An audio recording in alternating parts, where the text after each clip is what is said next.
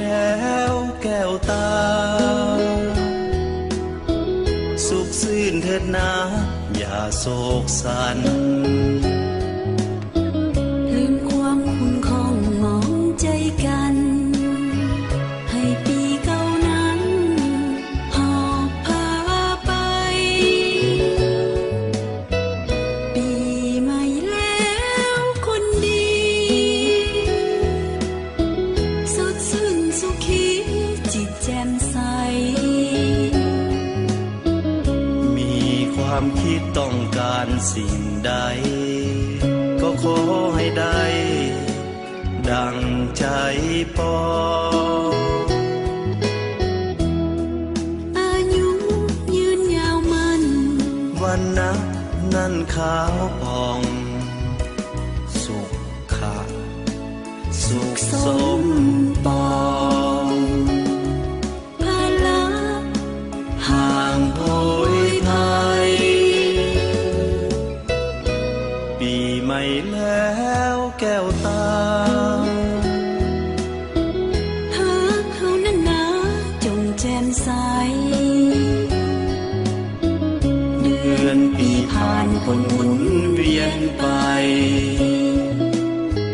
ถ้าเขาอย่าได้เปลี่ยนไปตาม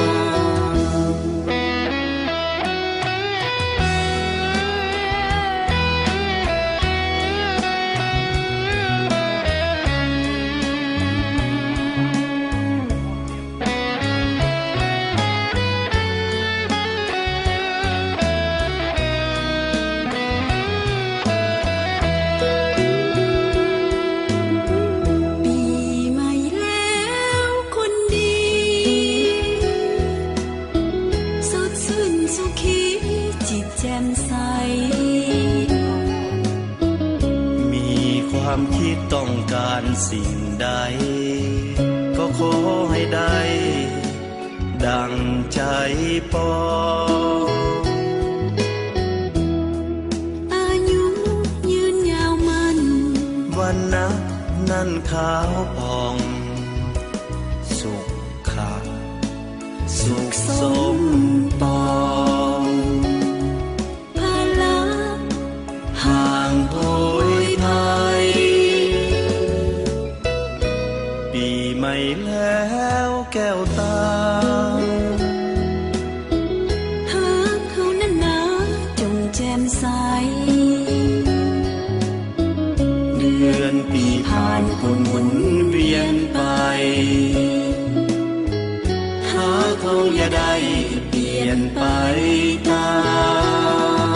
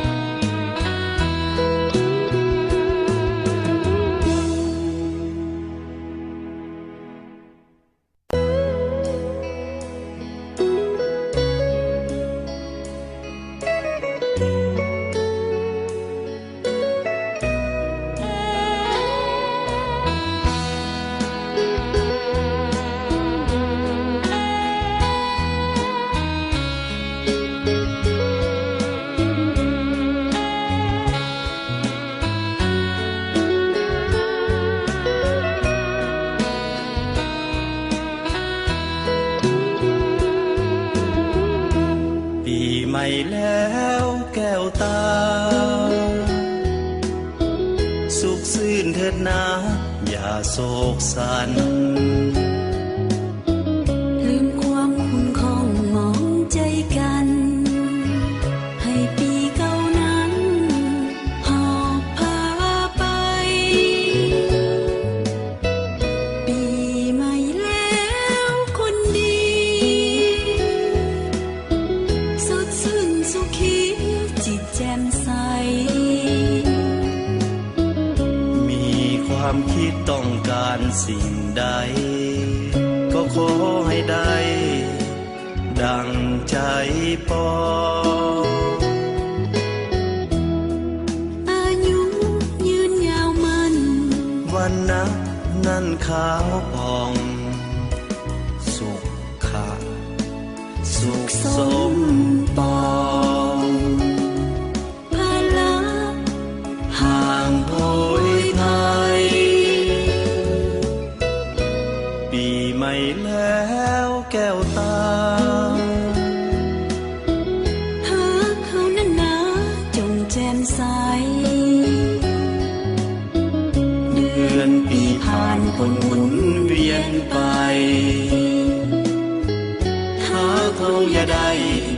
นไป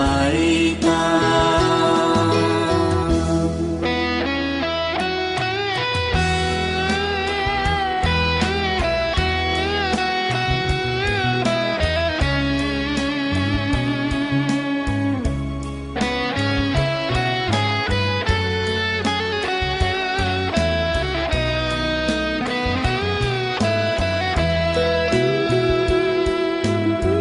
ปีใหม่แล้วคนดี สดชื่นสุขีจิตแจ่มใส มีความคิดต้องการสิ่งใด ก็ขอให้ได้ ดังใจปอง อายุยืนยาวมัน วันนะนั้นขาวผ่องสุขะ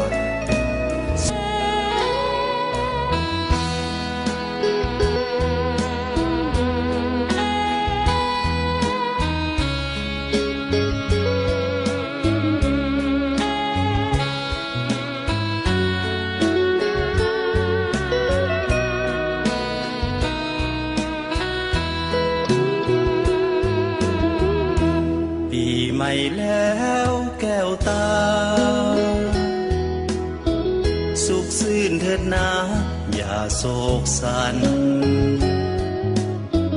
ลืมความคุ้นของมองใจกัน ให้ปีเก่านั้นหอบพาไป ปีใหม่แล้วคนดี สดชื่นสุขีจิตแจ่มใส มีความคิดต้องการสิ่งใด ก็ขอให้ได้ ดังใจปอง อายุยืนยาวมัน วันนะนั้นขาวผ่อง สุขะสุขสมปอง ภาละ ห่างโพ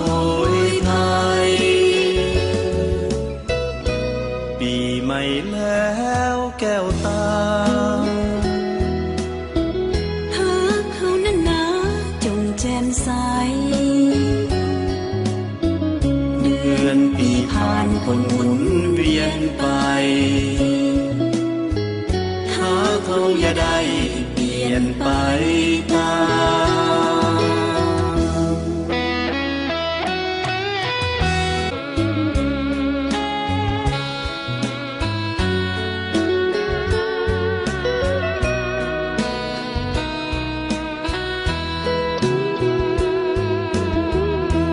ปีใหม่แล้วแก้วตา สุขซื่นเถิดนะอย่าโศกสัน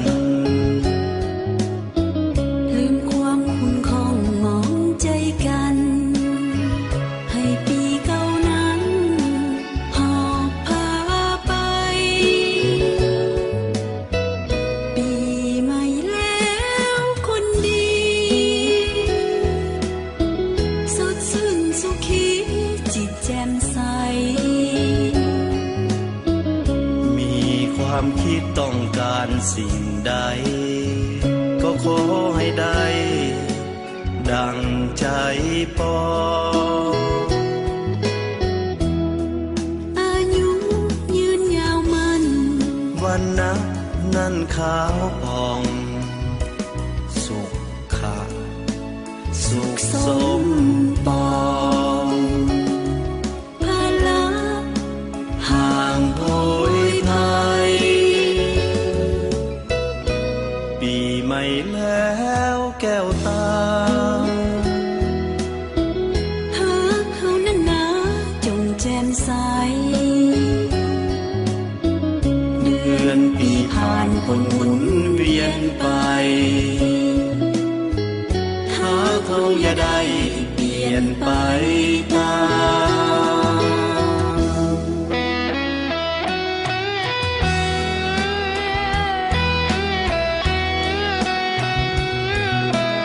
ป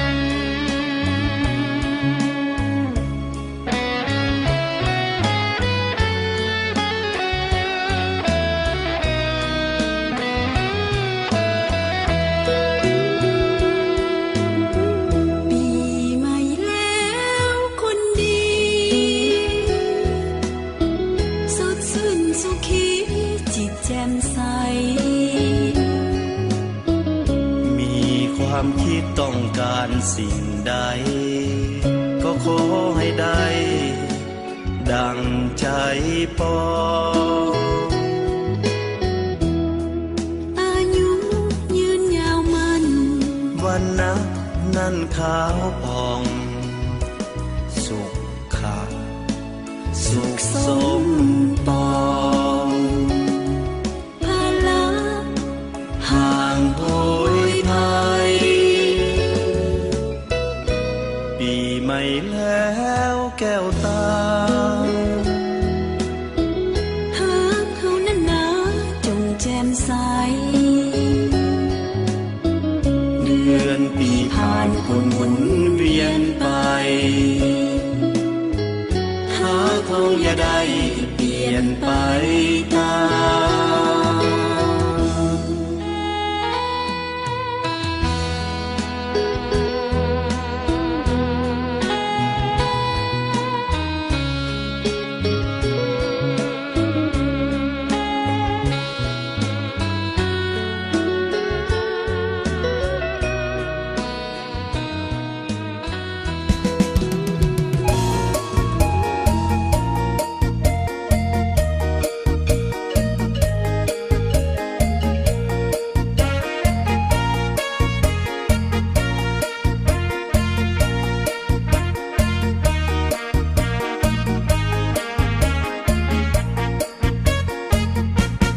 ถึงแผ่นดิน